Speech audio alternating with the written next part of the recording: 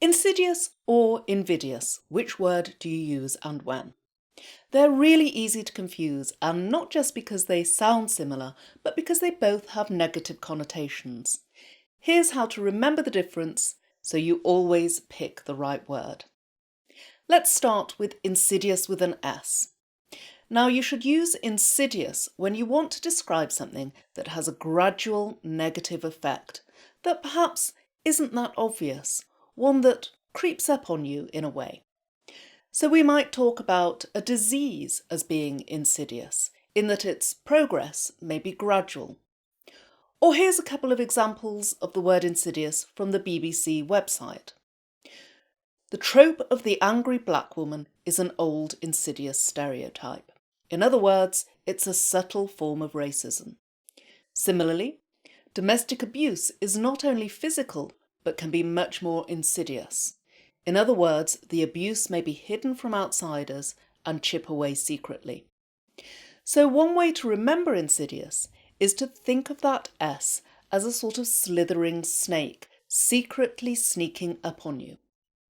The etymology, that is the origin of the word insidious, can also help us understand and remember its meaning. Ultimately, the word insidious comes from the Latin incidere, meaning to occupy, which itself comes from a combination of the prefix in and sedere, meaning sit. And you may be able to think of other words with the same roots, like sedentary.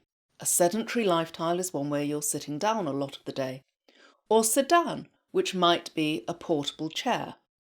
So one way to remember the meaning of insidious is to picture something slow and sedentary that's waiting to pounce.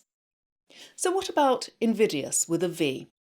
Well, like insidious with an S, you'd use invidious with a V to describe something unpleasant. However, it doesn't have the same connotations of something creeping up on you. Instead, it's used of something that's likely to cause unhappiness, offence, or resentment. For example, here's another quote from the BBC. Medical staff had to make invidious choices between who they could treat and who they couldn't treat. In other words, the staff were having to make unhappy or unfortunate choices that might cause resentment. Similarly, a company might be described as having a culture of invidious, opaque decision-making. In other words, a culture where decisions may cause resentment or offence. As with insidious, knowing the etymology or origin of the word invidious can help us remember its meaning.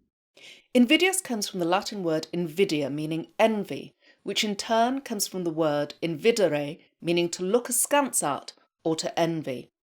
So whereas insidious refers to something secret and unseen, invidious refers to something that's very much out in the open. People don't just see it, they look askance at it. So to remember the difference between insidious and invidious, think of the S in insidious as standing for something sneaky and secretive, and the V in invidious as something visible and viewable. Remember those V's. Don't do that and you can't go wrong. I'm Dr. Claire Lynch of Doris & Bertie. If you like this video, hit the like button, subscribe to the channel and share it with your friends.